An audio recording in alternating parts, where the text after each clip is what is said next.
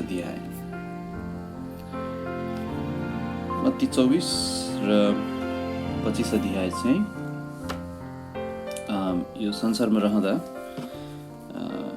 येशू ख्रीष्टको एउटा महत्त्वपूर्ण भविष्यवाणीको भाग, ख्रीष्ट येशू आफैले नै गर्नुभएको भविष्यवाणीको भाग हामी यहाँ देख्छौँ। येशू ख्रीष्ट चाहिँ भविष्य वक्ता पनि हुनुहुन्छ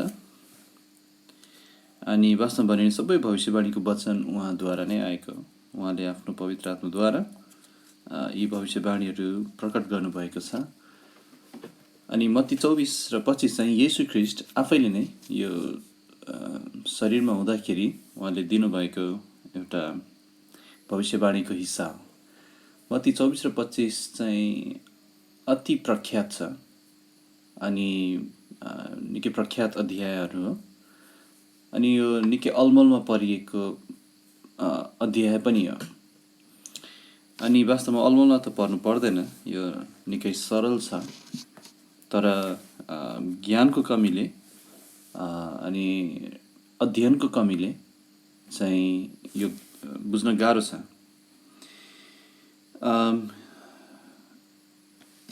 यो मत्ती 24 र 25 अध्यायको भागलाई चाहिँ मत्ती 24 र 25 अध्यायको भागलाई चाहिँ यसलाई जैतुन डाँडाको उपदेश पनि भनिन्छ।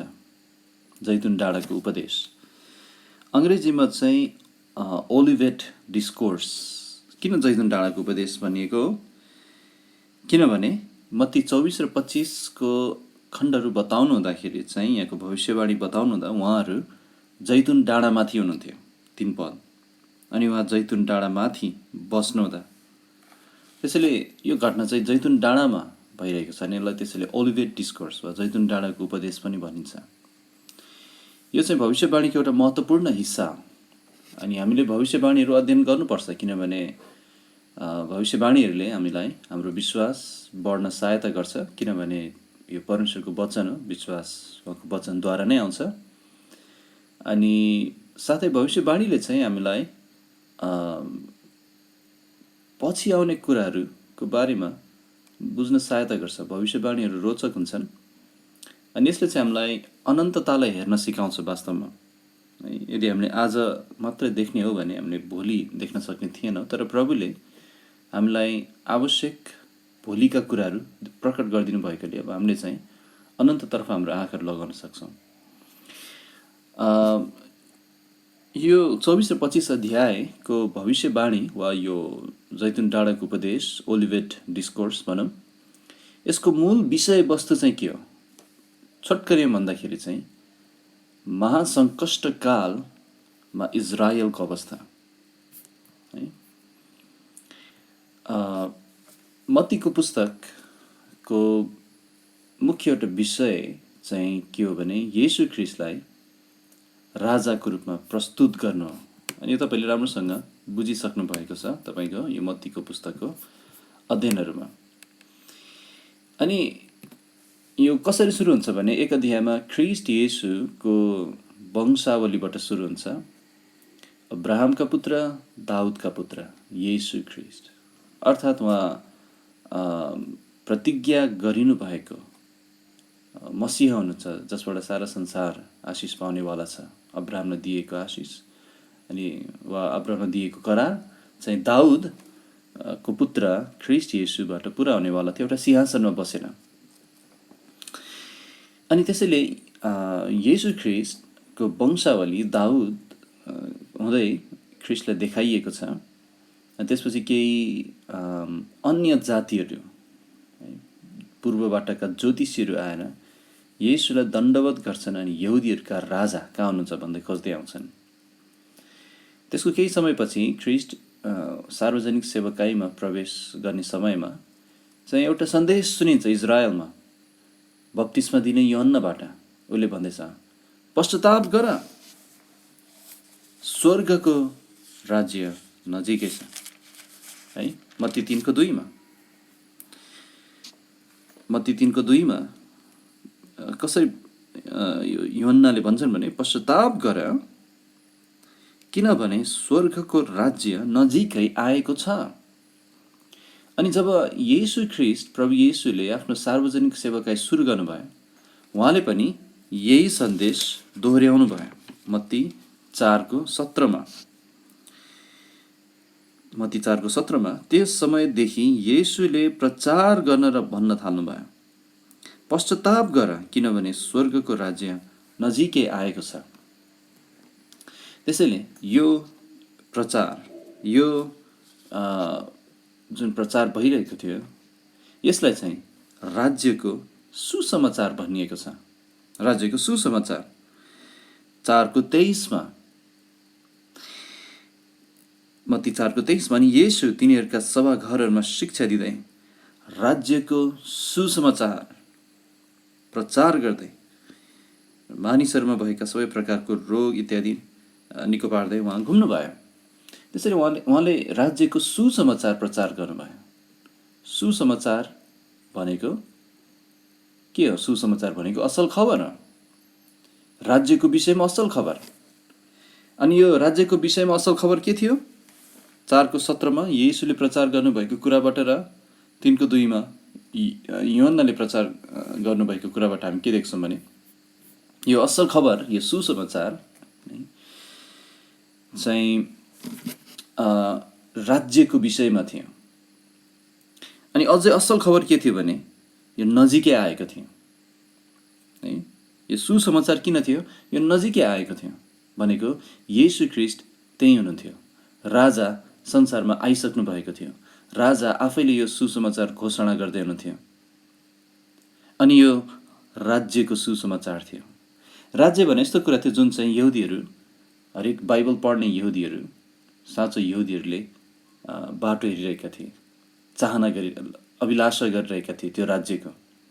यो राज्य कस्तो हुनेछ उनीहरूलाई थाहा थियो बाइबलबाट, किनभने भविष्यवक्ताहरू यशाया, दानियल, इजिकियल, यर्मिया, मिका अनि यस्ता भविष्यवक्ताहरू सबैले राज्यको बारेमा बताएका थिए।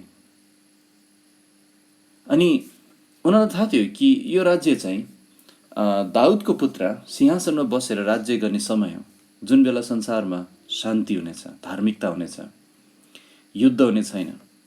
अनि सिंह चाहिँ गोरुले चाहिँ घाँस खानेछ, बुवासोसँग पाठहरू खेल्नेछ, यस्तो समय हो।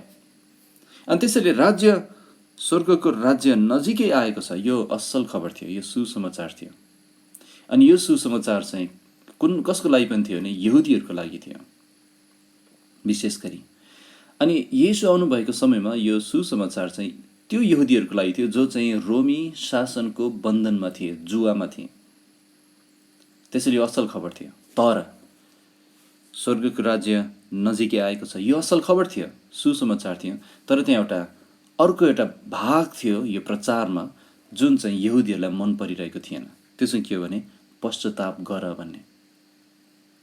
अनि यो यही गर्न चाहिँ थोरैले मात्र गरे अनि यूहन्नाको बप्तिस्मा लिए, त्यो पश्चाताप गरेको छौँ भनेर देखाउन। तर अधिकांशले एउटा देशको रूपमा, राष्ट्रको रूपमा चाहिँ मसीहलाई उनीहरूले इन्कार गरिदिए।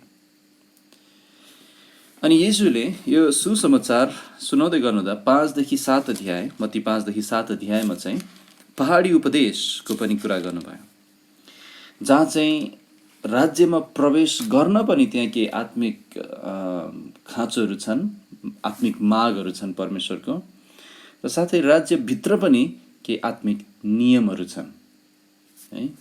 अनि राज्यभित्र प्रवेश गर्न एउटा धार्मिकताको खाँचो छ। 5 अध्यायको 20 पदमा एकचोटि हामी हेरौँ त।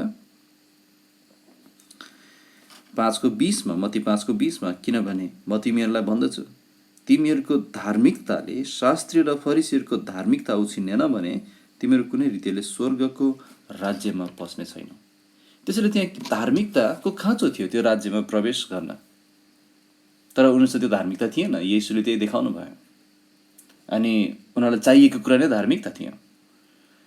यहुदी हुँदैमा उनीहरू आत्मिक रूपमा राज्यमा प्रवेश गर्न योग्यका थिएनन् है। उनीहरूले त्यो धार्मिकता चाहेको थियो अनि उनीहरूले हामी चाहिँ त्यो धार्मिकता छैन भनेर पश्चाताप गर्नुपर्थ्यो येशूतर्फ, तर पश्चाताप गरेनन्। आजसम्म पनि उनीहरूले पश्चाताप गरेका छैनन्, आजको दिनसम्म पनि है। अनि यो कुरालाई ध्यान दिइराख्नुहोस् ल, उनीहरूले पश्चाताप गरेको छैन अनि यो भाग उनीहरूलाई मन परेको छैन, किनभने यो चाहिँ मत्ती 24 र 25मा त्यो हामीलाई चाहिन्छ त्यो सूचना। येशूले आफू नै राजा हुँ भन्ने कुराको अनेकौँ प्रमाण दिन थाल्नुहुन्छ मत्ती 8 र 9 अध्यायमा। आश्चर्य कर्महरू अनि 8 र 9 अध्यायमा त्यहाँ थुप्रो आश्चर्य कर्महरू छ। कतिजना कोही व्यक्तिले चाहिँ त्यहाँ 12वटा आश्चर्य कर्म छ भनेर भन्नुभएको छ, हुनसक्छ, मैले गर्नेको छैन। तर येशू नै मसीहा हुनुहुन्छ, येशू नै राजा हुनुहुन्छ भन्ने कुराको प्रमाण उहाँले दिनुहुन्छ, किनभने भविष्यवाणीले त्यही भन्थ्यो, लङ्गडाहरू उफ्रिनेछन् अनि बहिराले सुन्नेछन्, यस्ता कुराहरू थियो। अनि येशूले त्यो सब प्रमाणहरू दिइरहनु भएको थियो है। अनि साथै उहाँले 8 र 9 अध्यायमा आश्चर्य कर्महरूद्वारा आफूलाई राजा भनेर प्रमाणित गर्नुभएको छ भने 10 अध्यायदेखि 12 अध्यायसम्म नै भन्न सक्छौँ, येशूले चाहिँ चेलाहरूलाई यही राज्यको सुसमाचार प्रचार गर्न पठाउनुहुन्छ। राज्यको सुसमाचार उनीहरूले पनि प्रचार गर्छन्। 10 अध्यायको 7 पदमा, 10को 7 अनि जाँदै गर्दै यसो भन्दै प्रचार गर, स्वर्गको राज्य नजिकै आएको छ है, त्यसैले यो प्रचार गर भन्दै हुनुहुन्छ उहाँले। अनि 9को 35 पनि एकचोटि हेरौँ त, यो छुटाउनु हुँदैन हामीले। 9 अध्यायको 35 पदमा, मत्ती 9को 35मा, अनि येशू सबै सहर र गाउँहरूतिर तिनीहरूका सभाघरहरूमा शिक्षा दिँदै राज्यको सुसमाचार प्रचार गर्दै अनि मानिसहरूमा भएको हरेक रोग र हरेक शारीरिक दुर्बलता निको पार्दै घुम्नुभयो। यहाँ कसरी कनेक्सन छ भने उहाँले राज्यको सुसमाचार प्रचार गर्नुभयो, आफै नै आउनुभयो। एक नम्बर कुरा, उहाँ आफै नै राजा आफै आउनुभएको छ। दोस्रो, राजाले राज्यको सुसमाचार प्रचार गर्दै हुनुहुन्छ। अनि तेस्रो चाहिँ राजाले म नै राजा हुँ भन्ने कुराको प्रमाण दिँदै हुनुहुन्छ आश्चर्य कर्महरूद्वारा। अनि साथै 10 अध्याय सुरु भएपछि उहाँले चेलाहरूलाई पठाउनुहुन्छ प्रचार गर्नलाई। तर यो राज्य स्थापित हुनलाई एउटा कुरा खाँचो थियो, एउटा कुरा नभई हुँदैन थियो, त्यो चाहिँ के हो भने पश्चाताप। उनीहरूले पश्चाताप गर्नै पर्थ्यो, सारा इजरायलले पश्चाताप गर्नै पर्थ्यो। थोरैले मात्र गरिरहेका थिए, थोरै एकदम थोरै है। 2-3 हजारले गर्यो होला होइन, मानौँ एकछिन विचार गरौँ न। यहाँ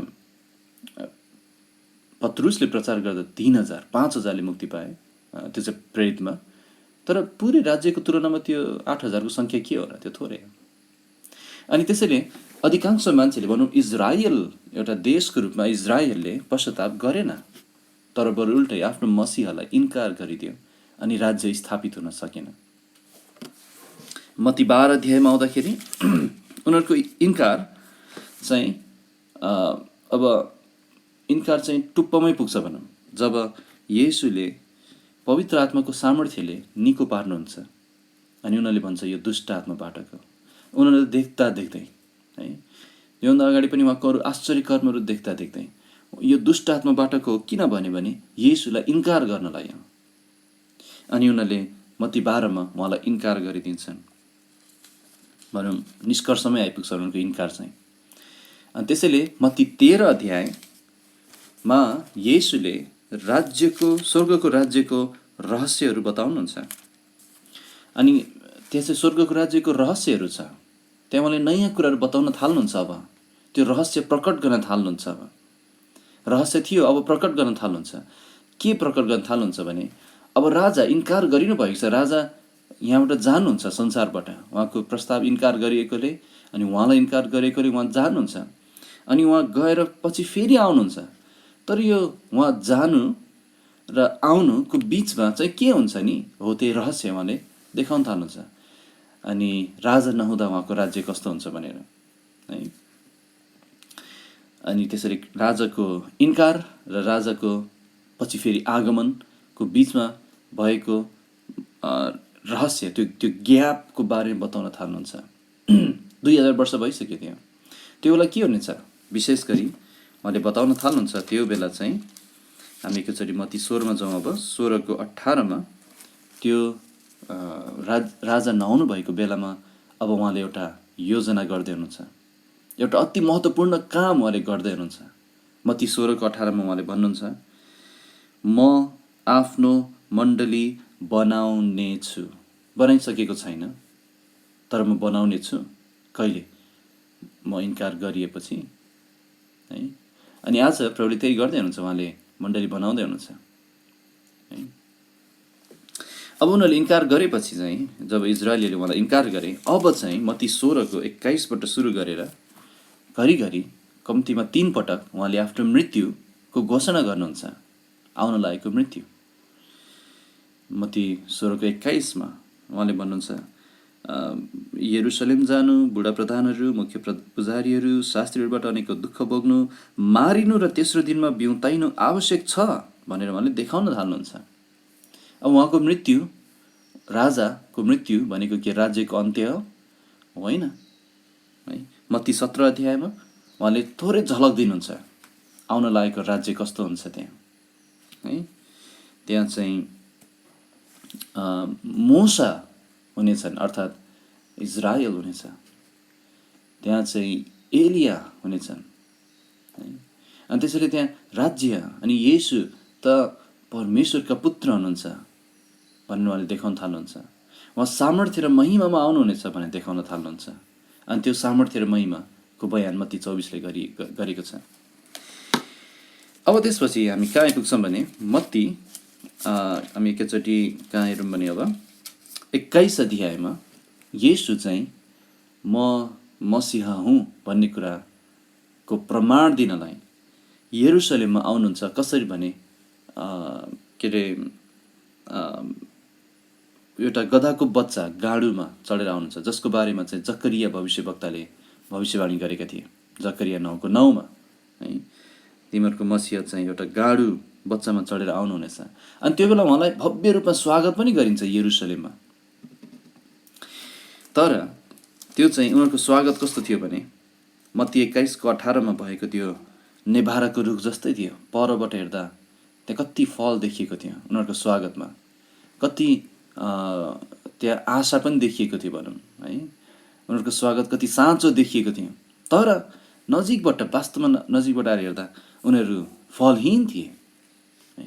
उनीहरूको स्वीकार सत्य थिएन। त्यसैले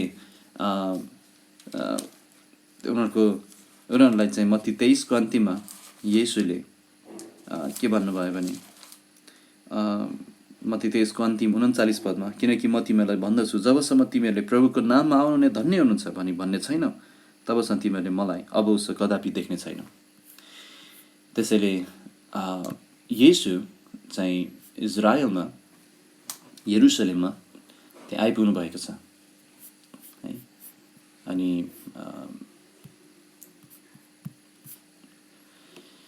मत्ती 21मा येशू यरुशलेम प्रवेश गर्नुहुन्छ।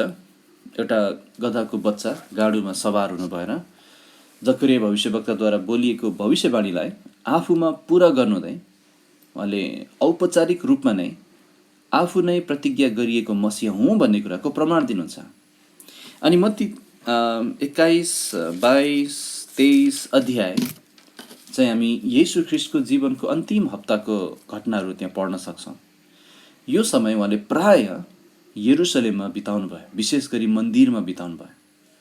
उहाँ प्राय जसो बास बस्न चाहिँ बेथानी जानुहुन्थ्यो, अनि बिहानै फेरि यरुशलेम मन्दिरमा आउनुहुन्थ्यो है। जस्तै 21को 17 हामी हेरौँ त। 21 अध्यायको 17 पद, मत्ती 21को 17। अनि तिनीहरूलाई छोडेर उहाँ सहरदेखि बाहिर बेथानीमा जानु भएर त्यहीँ बास बस्नुभयो। 18 पद, अनि एका बिहानै सहरतिर फर्कँदै गर्नु त उहाँ भोकाउनु भयो। अनि यही बेला उहाँले चाहिँ फल नभएको नेभाराको रुखलाई श्राप दिनुभएको बेथानीबाट यरुशलेम आउँदै गर्नु त। अनि यही समयहरूतिर उहाँले दोस्रो पटक मन्दिर शुद्ध पनि पार्नुभयो। 21, 22, 23 अध्यायमा नै उहाँले दृष्टान्तहरू बताउनु भयो। शास्त्री र फरिसीहरू अनि सदुकीहरूसँग प्रश्नोत्तर गर्नुभयो।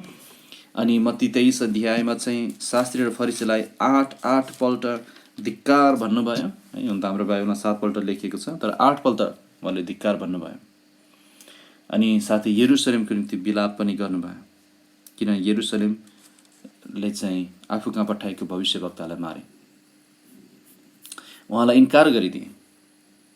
अनि 38-39 पद फेरि हेरौँ, मत्ती 23:39। अनि यहाँ एउटा कुरा ध्यान दिनुहोस्, किनकि म तिमीहरूलाई भन्दछु, जबसम्म तिमीहरूले प्रभुको नाममा आउनुहुने धन्य हुनुहुन्छ, यो भनेको येशू ख्रीष्ट धन्य हुनुहुन्छ भनी भन्ने छैनौ, तबसम्म तिमीहरूले मलाई अब उसो कदापि देख्ने छैनौ। त्यसैले त्यहाँ इजरायललाई चाहिँ पश्चातापमा डोर्याउनु परेको थियो। उनीहरूलाई राज्य चाहिएको थियो, तर पश्चाताप गर भन्ने सन्देश चाहिएको थिएन। उनीहरूलाई राज्यको सुख शान्तिहरू चाहिएको थियो, तर पश्चाताप गर भन्ने त्यो नम्र आज्ञा, नम्र हुनुपर्ने आज्ञा चाहिएको थिएन। येशूलाई इन्कार गरिदिए, तर अब उनीहरूले आफ्नो मन बदलेर पश्चाताप गरेर प्रभुको नाममा आउनुहुने अर्थात् येशू ख्रीष्ट धन्य हुनुहुन्छ भनेर उनीहरूले नभनेसम्म येशूलाई फेरि देख्ने छैन। त्यसैले प्रियहरू, अब यहाँ तपाईँले के बुझ्नुपर्छ भने मत्ती 24 अध्यायको घटना वा सङ्कष्ट कालको घटना चाहिँ त्यसको एउटा उद्देश्य के हो भने त्यो जुन सन्देश उनीहरूलाई मन परेको थिएन, पश्चाताप गर, त्यही कुरामा उनीहरूलाई डोर्याउनु हो। अर्थात् उनीहरूलाई त्यो सङ्कष्ट काल भएर लिएर जानुहुन्छ उहाँले। याकुबको सङ्कष्टको दिन भनेको छ। अनि त्यहाँ इजरायलीहरूलाई पश्चातापमा उहाँले डोर्याउनु हुनेछ। सङ्कष्ट कालको अन्त्यमा उनीहरूले प्रभुको नाममा आउने धन्य हुनुहुन्छ भन्दै येशूको निम्ति रुनेछन्, तब येशू आउनुहुनेछ।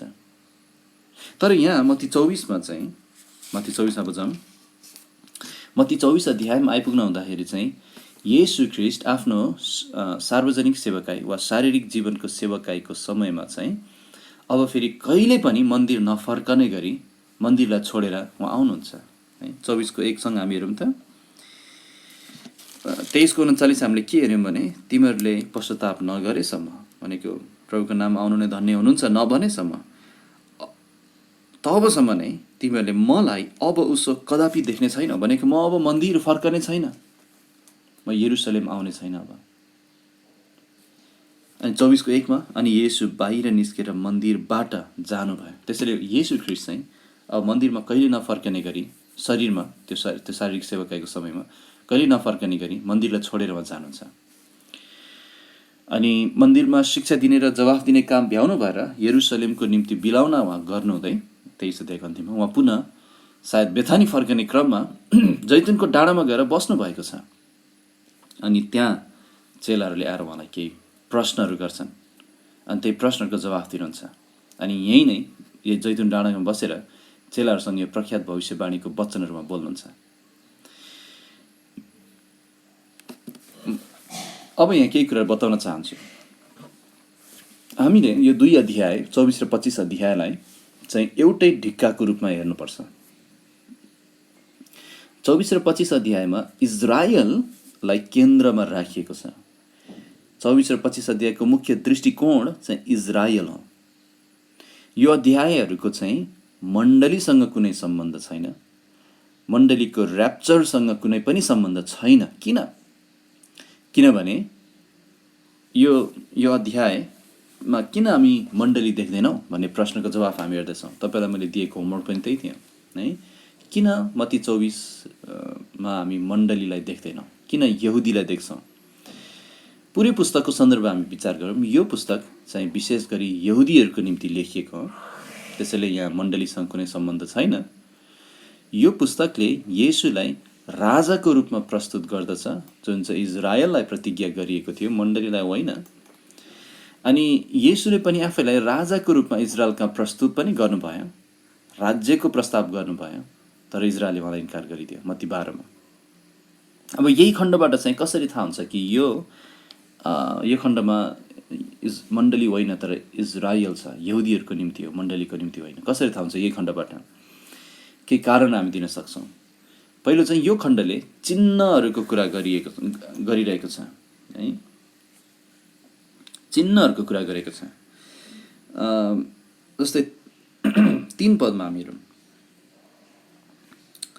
3 पदमा मत्ती 24:3 अनि उहाँ जैतुन डाँडामाथि अनि उहाँ जैतुन डाँडामाथि बस्नुहुँदा उहाँका चेलाहरू एकान्तमा उहाँका यसो भन्दै आए, हामीलाई भन्नुहोस् यी कुराहरू कहिले हुनेछ? तपाईँको आगमन र संसारको अन्तको चिन्ह के हुनेछ? चिन्ह के हुनेछ? त्यसैले यहाँ चिन्हहरू उहाँ दिन थाल्नुहुन्छ। अनि चिन्हहरू चाहिँ यहुदीहरूले खोज्छन्, ग्रिकहरूले त ज्ञान खोज्छ भनेको छ। जस्तै पहिलो कोरिन्थी 1:22 त्यहाँ के लेखेको छ भने, पहिलो कोरिन्थी 1:22 किनकि यहुदीहरू चिन्ह माग्छन्, ग्रिकहरू ज्ञान खोज्छन्।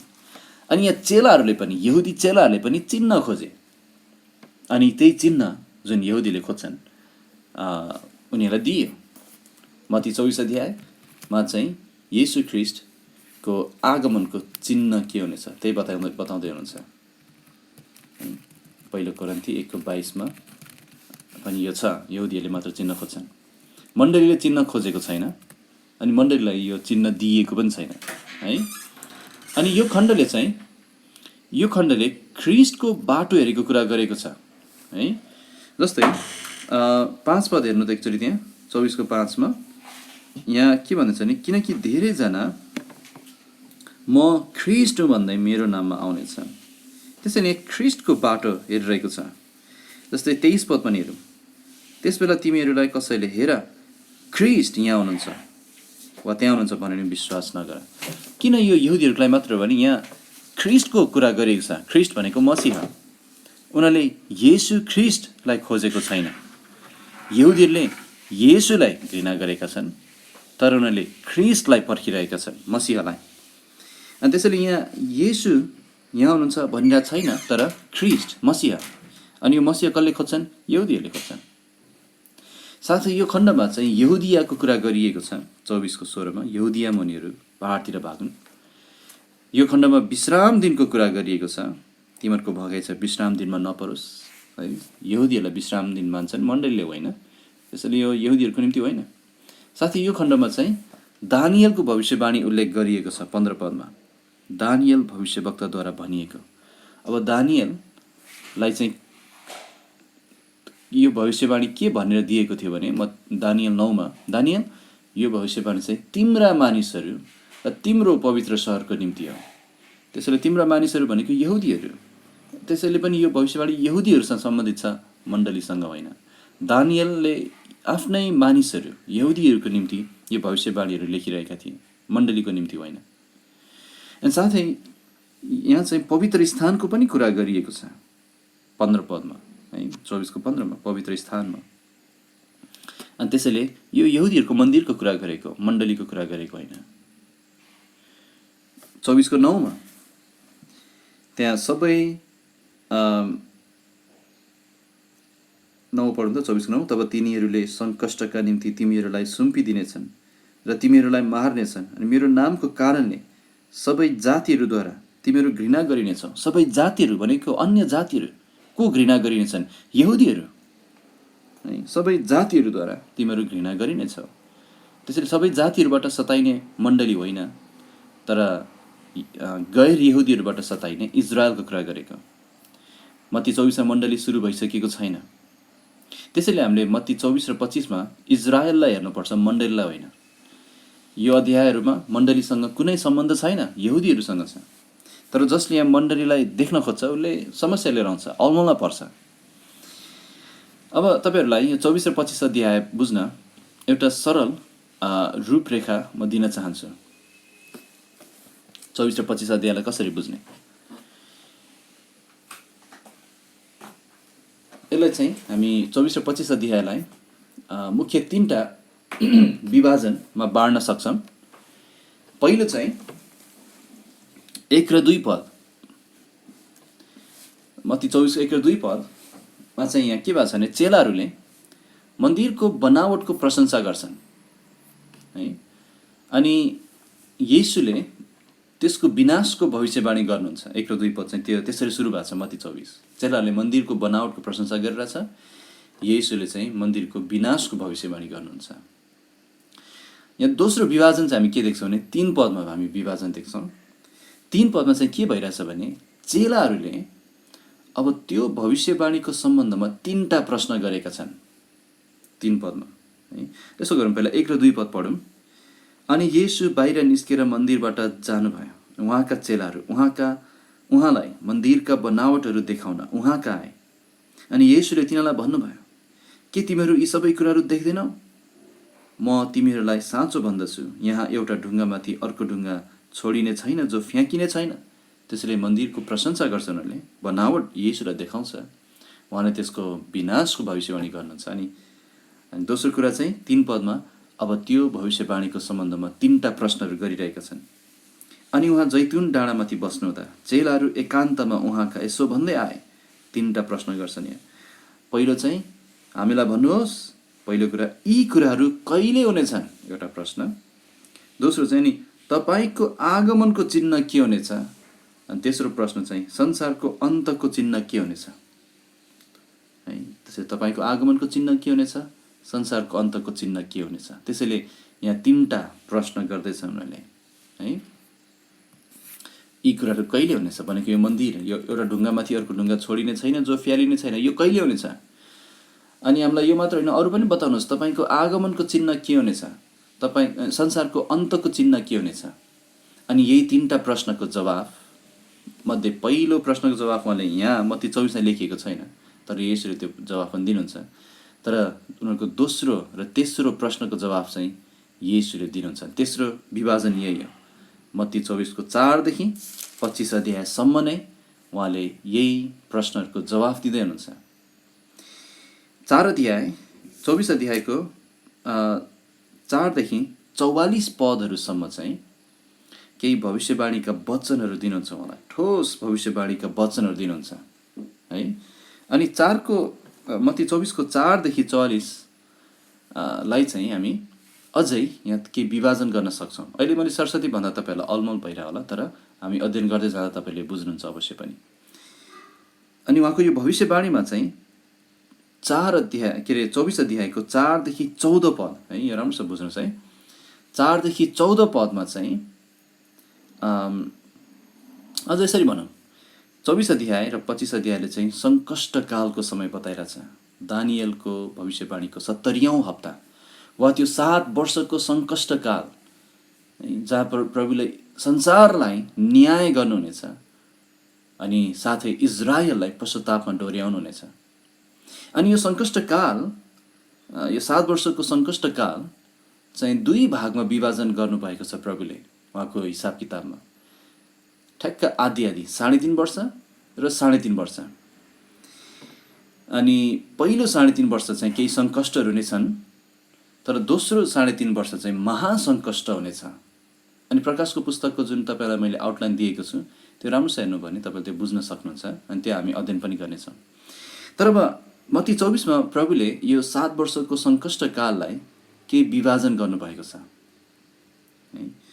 4 देखि 14 पदमा चाहिँ पहिलो 3.5 वर्षमा के हुनेछ त्यो बताइरहनु भएको छ उहाँले। 4 देखि 14 पदमा पहिलो 3.5 वर्षमा के घटनाहरू हुनेछन् त्यो बताइरहनु भएको छ। 15 पदमा चाहिँ उहाँले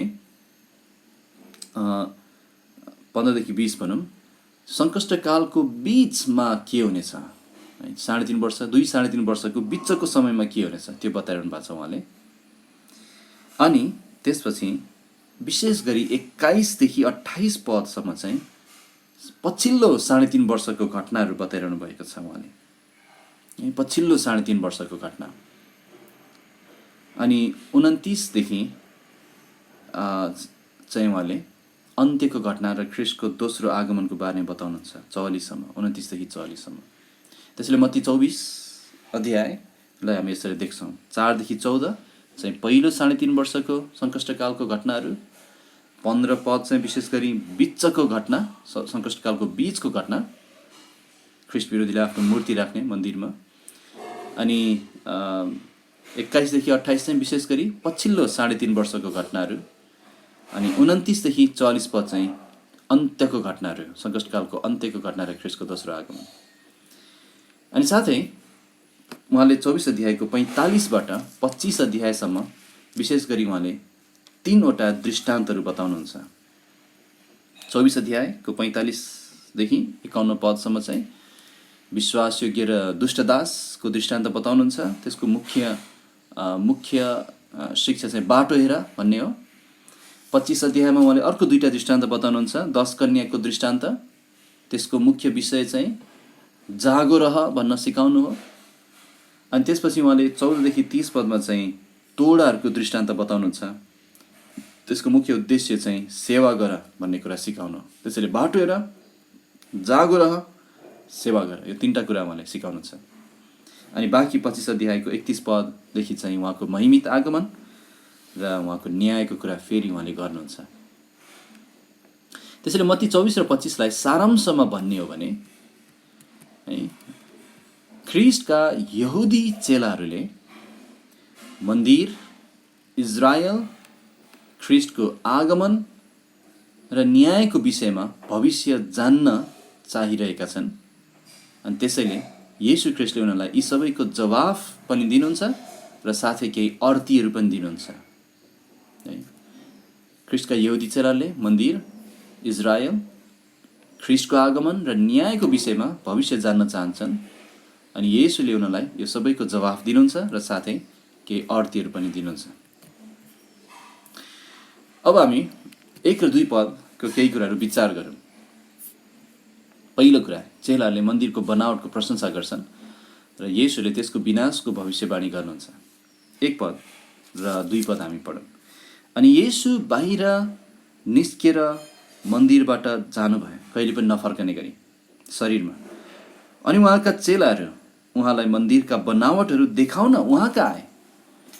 येशू मन्दिरबाट बाहिर निस्कनु भएपछि चेलाहरू उहाँ कहाँ आएर उहाँलाई मन्दिर कति भव्य छ भनेर देखाउन थाल्छन्।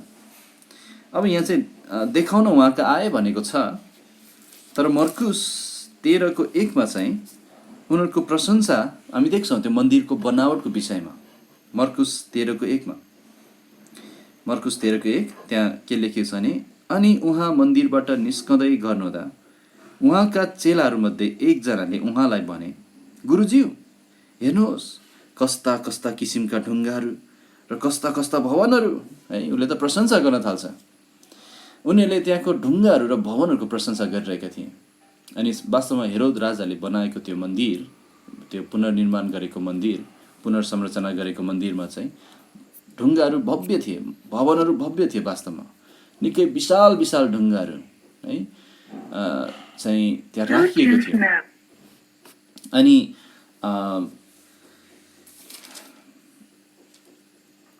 सायद मत्ती 23को 38 मा येशूले तिमीहरूका घर तिमीहरूका निम्ति उजाड छोडिन्छ भन्नुभएकोले उनीहरूले त्यो बयान गरेको होला। उजाड होइन, यहाँ त कस्तो भव्य छ हेर्नुहोस् न प्रभु भन्दै चेलाले बयान गरिरहेको छ। अब त्यो मन्दिर भव्य थियो भन्नुमा कुनै दुई मत छैन। वास्तवमा हेरोद महान राजा है भवन र दरबारहरू बनाउन एउटा निपुण निर्माता थिए। उसैले नै ईसापूर्व 20 मा, ख्रिस्ट आउनुभन्दा 20 वर्ष अगाडि भनौँ, ईसापूर्व 20 मा मन्दिरको पुनर्निर्माण सुरु गरेका थिए र करिब 46 वर्ष लगाएर त्यसको निर्माण सकिएको थियो। मन्दिरमा प्रयोग गरेका ढुङ्गाहरू विशाल विशाल थिए। जोसेफसले चाहिँ उक्त मन्दिर उसले देखेको वा सुनेको कुनै पनि संरचनाहरूमध्ये सबैभन्दा प्रशंसा योग्य थियो भनेर भनेका छन् जोसेफस भन्ने इतिहासविदले। तर 2 पदमा हामी के देख्छौँ भने येशू चाहिँ त्यो बनावटप्रति प्रभावित हुनुहुन्थेन। येशू त सारा स्वर्ग र पृथ्वीका महान सृष्टिकर्ता हुनुहुन्छ। उहाँले चेलाहरूलाई यसरी सोध्नुहुन्छ, के तिमीहरू यी सबै कुराहरू देख्दैनौ? भनेको के आउन लागेको विनाश देख्दैनौ? के तिमीहरू त्यहाँ बाहिर भव्य संरचना भए पनि त्यहाँ भित्रको सत्य त्याग देख्दैनौ? है 2 पदमा त्यही सोध्नुहुन्छ भने मत्ती 24को 2 मा येशूले तिनीहरूलाई भन्नुभयो, के तिमीहरू यी सबै कुराहरू देख्दैनौ? है बाहिर भव्य छ तर भित्र सत्य त्याग छ, के तिमीहरू देख्दैनौ? के तिमीहरूले मानिसहरूका कपट देख्दैनौ? यहाँ यहुदीहरूको के बाहिरी धर्म कर्मको सुन्दरता भए पनि भित्रपट्टि खोक्रोपना छ देख्दैनौ? अथवा के आउन लागेको विनाश देख्दैनौ? अनि त्यसपछि उहाँले एउटा भविष्यवाणी बताउनुहुन्छ मत्ती 24को 2 मा, म तिमीहरूलाई साँचो भन्दछु, यहाँ एउटा ढुङ्गामाथि अर्को ढुङ्गा छोडिने छैन जो फ्याँकिने छैन। यो पुरै मन्दिरको संरचनाहरू भत्किनेवाला थिए। उनीहरूले येशूले इन्कार गरेकोले पुरै यरुसलेमले विनाश देख्नेवाला थियो। यो चाहिँ कहिले पुरा भयो? यो 70 एडीमा पुरा भयो, जब रोमी सिपाहीहरू है जनरल तितसको नेतृत्वमा आएर वास्तवमै इजरायल यरुसलेममा आक्रमण गरेर मन्दिरमा भएका ढुङ्गाहरू एक एक गर्दै तल ढकेलिदिए। अनि त्यो ढुङ्गाका रासहरू, माथिबाट फ्याँकिएका ढुङ्गाका रासहरू आज पनि यो साक्षीको रूपमा मन्दिरको तल फेदमा उभिरहेका छन् आज पनि। त्यसैले उहाँले यो कुरा बताउनुहुन्छ, यहाँ विनाश हुनेछ, के तिमीहरू देख्दैन? अनि दोस्रो कुरा चाहिँ त्यो विनाशको सम्बन्धमा 3टा प्रश्न त्यहाँ गरिएको छ, मत्ती 24को 3 पदमा मेरो। अनि उहाँ जैतुन डाँडामाथि बस्नुहुँदा चेलाहरू एकान्तमा उहाँका यसो भन्दै आए, हामीलाई भन्नुहोस् यी कुराहरू कहिले हुनेछन्? पहिलो प्रश्न। अनि तपाईँको आगमन, दोस्रो प्रश्न, र संसारको अन्तका चिन्ह, तेस्रो प्रश्न, के हुनेछ? अनि यहाँ मत्ती 24मा येशूले यो पहिलो प्रश्नको जवाफ दिनुभएको छैन, उहाँले दोस्रो र तेस्रो प्रश्नको जवाफ चाहिँ दिनुभएको छ मत्ती 24मा। अब पहिलो प्रश्नको जवाफ चाहिँ लुका 21को 20देखि 24मा उहाँले दिनुभएको छ। अनि त्यो पढ्दाखेरि चाहिँ सङ्कष्टकालको थोरै झलक हामी त्यहाँ देख्छौँ है। लुका 21को 20देखि 24 पढौँ त, अनि हामी त्यहाँ फर्किहाल्नेछौँ। लुका 21को 20देखि 24।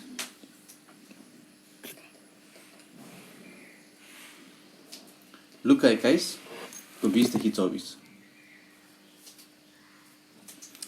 त्यहाँ के लेखेको छ भने लुका 21को 20देखि 24मा चाहिँ, जब तिमीहरूले यरुसलेम सेनाहरूद्वारा घेरिएको देख्नेछौ तब त्यसको विनाश नजिकै छ भनी जान।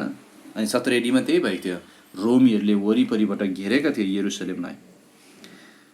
तब यहुदियामा हुनेहरू पहाडहरूतिर भागुन् र यरुसलेमभित्र उनीहरू निस्केर गइहालुन्, गाउँहरूमा उनीहरू त्यसभित्र नपसुन्, किनकि लेखिएका सबै कुराहरू पुरा हुनलाई ती चाहिँ बदला लिने दिनहरू हुन्।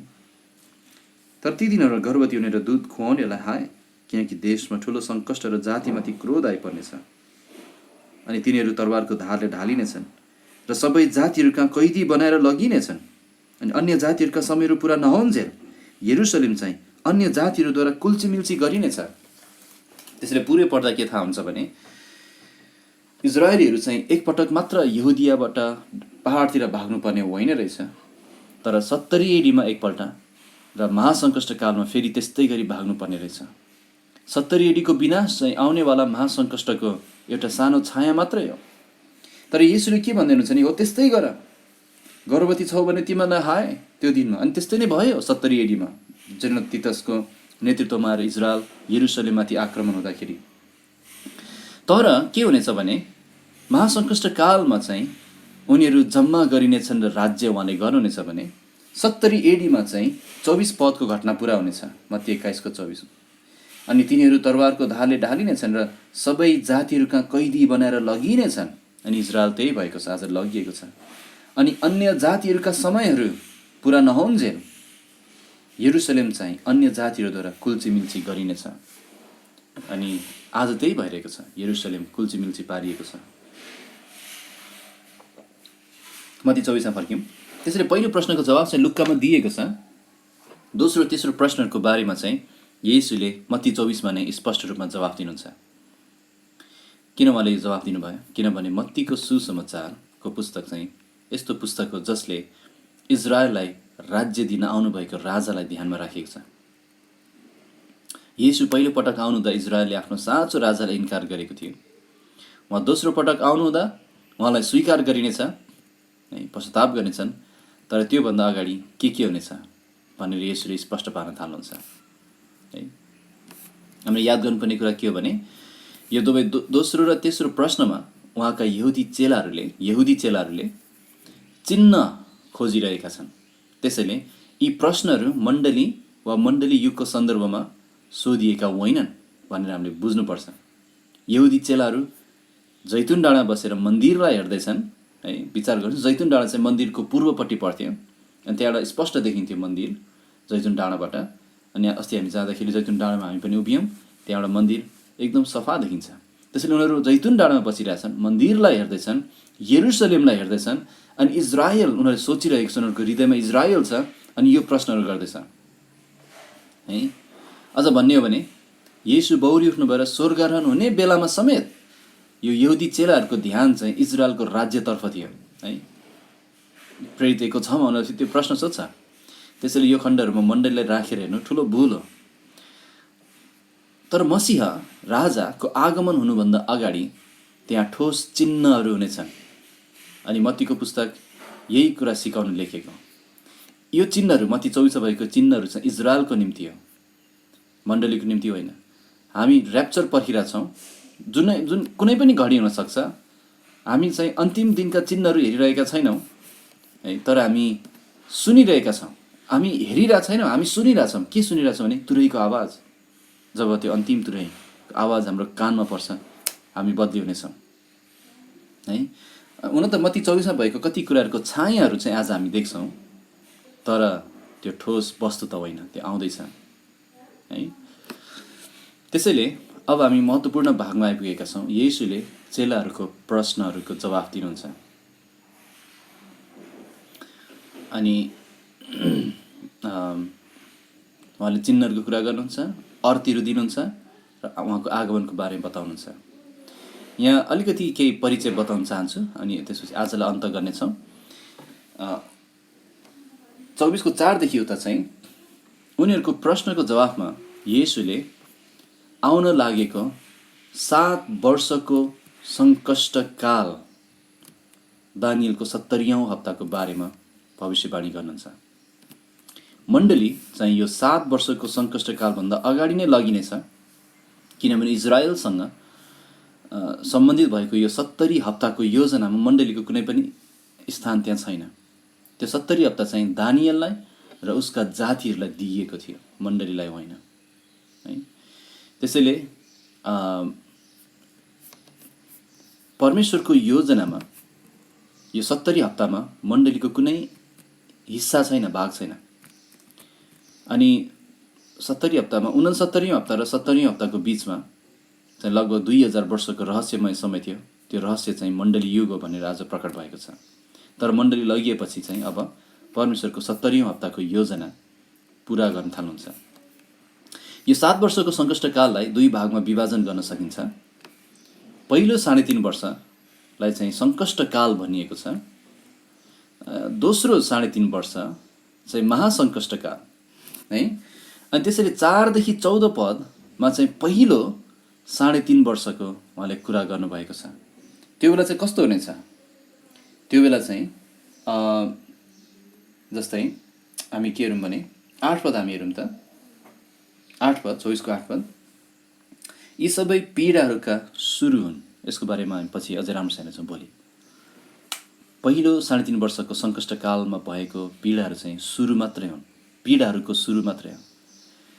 तर यो पहिलो 3.5 वर्ष र दोस्रो 3.5 वर्षको बिचमा एउटा घटना हुनेछ। 15 पद के घटना हुनेछ भने ख्रिस्ट विरोधी जसले चाहिँ इजरायलसँग 7 वर्षको सम्झौता गर्नेछ, उसले चाहिँ बिचैमा गएर त्यो सम्झौता तोड्नेछ।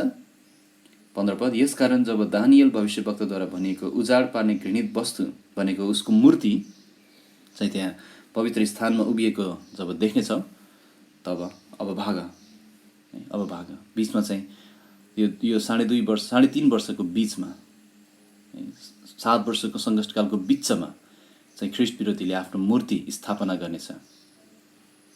अनि त्यसपछि 21 पददेखि उता चाहिँ त्यहाँ महासङ्कष्टकालको विवरण सुरु हुन्छ। 21 पद, किनभने त्यस बेला यस्तो महासङ्कष्ट हुनेछ जो पृथ्वीको सुरुदेखि अहिलेसम्म भएको थिएन, न त फेरि कहिले हुनेछ। त्यसैले महासङ्कष्ट सुरु हुनेछ त्यसपछि। त्यसैले पछिल्लो 3.5 वर्षलाई महासङ्कष्टकाल भनेको छ। अनि त्यसको बारेमा उहाँले पनि त्यहाँ बताउनुहुन्छ।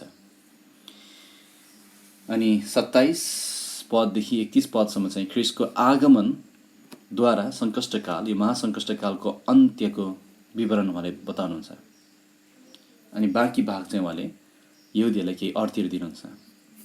यो सङ्कष्टकालको उद्देश्य के हो? यो सङ्कष्टकालको उद्देश्य के हो भने पहिलो कुरा चाहिँ इजरायललाई मसीहको निम्ति तयार पार्नु हो है। उनीहरूले जुन त्यो पश्चाताप गरिरहेका थिएनन्, पश्चाताप गर स्वर्गको राज्य नजिकै छ भन्ने जुन सन्देश थियो, त्यसमा उनीहरूलाई स्वर्गको राज्य चाहिएको थियो।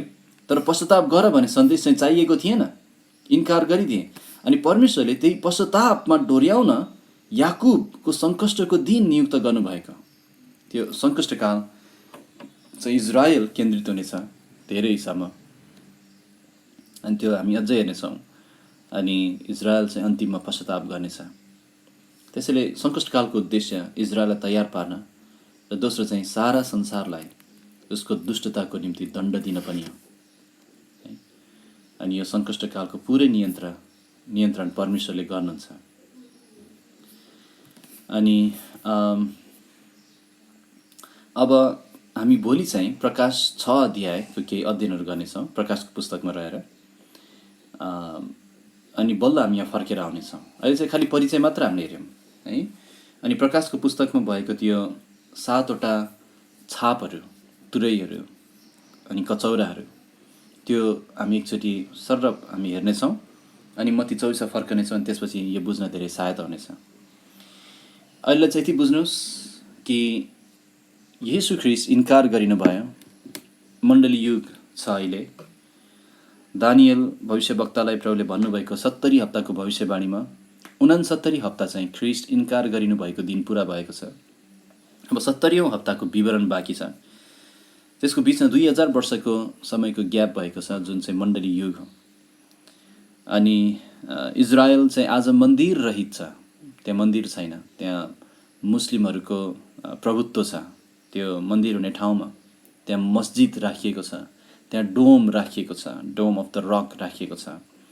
इजरायलीहरूको त्यहाँ कुनै अधिकार छैन। इजरायलीहरू मन्दिर चाहिरहेछन्। इजरायलीहरूले मन्दिरको निम्ति एउटा संस्था बनाएको छ, टेम्पल माउन्ट। मन्दिरमा चाहिने हरेक सामानहरू बनाइसक्यो। पुजारीहरू उनीहरूले तयार पारिसके। वेदीहरू बनाइसके। समाधानहरू बनाइसके। सबै कुरा तयार छ। एउटा कुरा छैन, त्यो चाहिँ के हो भने मन्दिर छैन। उनीहरूले मन्दिर बनाउने नै हाम्रो मसीहा हो भन्ने खालको विचार अहिले सुरु गरिसकेको छ। अनि ख्रीष्ट विरोधी आउनेछ। मण्डली लगिएपछि ऊ एकदम बुद्धिमान व्यक्ति हुनेछ। एकदम गूढ कुराहरू बुझ्ने, गहिरो कुराहरू बुझ्ने, एकदम बुद्धिमान, शैतानद्वारा चलाइएको, शैतानको बुद्धि, पुरा बुद्धि प्रयोग गरिएको व्यक्ति हुनेछ। अनि उसले चाहिँ त्यो मध्यपूर्वमा भएको समस्याहरू, मुस्लिम राष्ट्र र इजरायल बीच भएको समस्याहरू हल गरिदिनेछ अचम्म तरिकाले। अनि जहाँ इजरायलमा मन्दिर हुनुपर्ने अनि जहाँ चाहिँ आज मस्जिद छ, त्यो मस्जिदमा उसले चाहिँ मन्दिर बनाइदिनेछ। मुस्लिमहरूलाई पनि उसले मनाउनेछ। अनि उसले शान्तिको कुरा गर्नेछ। इजरायलीहरू चाहिँ धोकामा पर्नेछन्। उनीहरूले त्यो ख्रीष्ट विरोधीलाई नै आफ्नो मसीहा भनेर स्वीकार गर्नेछन्। अनि इजरायलले चाहिँ हुन्छ मन्दिर बनाउन दिने हो भने हामी तपाईँसँग 7 वर्षको सम्झौता गर्नेछौँ भन्नेछन्। शान्ति सम्झौता त्यहाँ गरिनेछ। अनि ख्रीष्ट विरोधीले त्यो 7 वर्षको सम्झौता गरेपछि सङ्कष्टकाल सुरु हुनेछ। अनि त्यही 7 वर्षको सङ्कष्टकाललाई 2 भागमा विभाजन गरेको छ। पहिलो 3.5 वर्ष सङ्कष्टकाल, त्यहाँ केही पीडाहरू हुन्छन् तर थोरै मात्र। पहिलो 6वटा छापहरू त्यहाँ खोलिन्छन् है, 7वटा छापहरूमध्ये। अनि त्यसपछि बाँकी चाहिँ जब उसले आफ्नो मूर्ति त्यहाँ खडा गर्छ मन्दिरमा, त्यसपछि पछिल्लो 3.5 वर्षको महासङ्कष्ट सुरु हुनेछ। यस्तो सङ्कष्ट जुन पृथ्वीमा कहिले पनि भएको थिएन। अनि त्यो चाहिँ हो प्रकाशको पुस्तकमा भएको 7औं छाप। पहिलो 6वटा छाप चाहिँ पहिलो 3.5 वर्ष, 7औं छाप चाहिँ दोस्रो 3.5 वर्ष। अनि त्यो 7औं छापभित्र चाहिँ 7वटा तुरहीहरू छन्। अनि 7औं तुरहीभित्र 7वटा कचौराहरू छन् जुन चाहिँ एकदम भयानक पीडाहरू हुन्। अनि मैले जुन नोट्सहरू तपाईँलाई दिएको छु त्यो नोट्सहरू राम्रोसँग हेर्नुहोस्। अनि भोलि प्रभुको इच्छामा हामी त्यसबाट सिक्नेछौँ। अनि त्यही कुराहरू मत्ती 24मा हामीले जब प्रकाशको पुस्तकबाट सिक्छौँ, मत्ती 24मा त्यो लागू गर्दै सिक्नलाई हामीलाई धेरै सहायता हुनेछ है। अनि त्यसैले राम्रोसँग पढ्नु होला भरेसम्ममा। अनि भोलिसम्ममा त्यसको लागि तयार हुनु होला। अनि हामी प्रार्थना गरौँ अहिलेलाई। अनि हाम्रो आजको परिचयलाई यहाँ राख्नेछौँ। केही कुराहरू बुझ्नुभयो होला 24 अध्यायको 1 देखि 3मा कि चेलाहरूले मन्दिरको अनावश्यक प्रशंसा गर्छन् है, भौतिक प्रशंसा गर्छन्, आत्मिक कुरा देख्दैनन्। अनि येशूले मन्दिरको विनाशको भविष्यवाणी गर्नुहुन्छ। तर चेलाहरूलाई चाहिँ अझ बढी जान्न मन थियो, तपाईँको आगमनको चिन्ह के हुनेछ, संसारको अन्तको चिन्ह के हुनेछ। अनि 4 पदबाट उहाँले सुरु गर्नुहुन्छ र चिन्हहरू दिन थाल्नुहुन्छ। यस्तो यस्तो हुनेछ, अनि यस्तो हुनेछ मुख्य चिन्ह है। अनि त्यो चाहिँ त्यहाँ घृणित वस्तु देख्नेछ मन्दिरमा, भाग त्यसपछि। अनि महासङ्कष्ट सुरु हुनेछ, अनि त्यसपछि म आउनेछु अनि त्यसरी भन्न थाल्नुहुन्छ इजरायलीहरूलाई राज्यको निम्ति। उनीहरूले पश्चाताप नगरेकोले उनीहरूलाई पश्चातापमा डोर्याउन पनि चाहनुहुन्छ। त्यसको लागि उहाँले सङ्कष्टकाल अनि महासङ्कष्टकाल हुन दिनुहुन्छ इजरायलमा, अनि इजरायल साँच्चै पश्चाताप गर्नेछ। अनि हामी भोलि चाहिँ अघि भने जस्तै प्रकाशको पुस्तकबाट हेर्नेछौँ। नोट्सहरू राम्रोसँग तयार गर्नु हुन्छ। प्रार्थना गर्नु।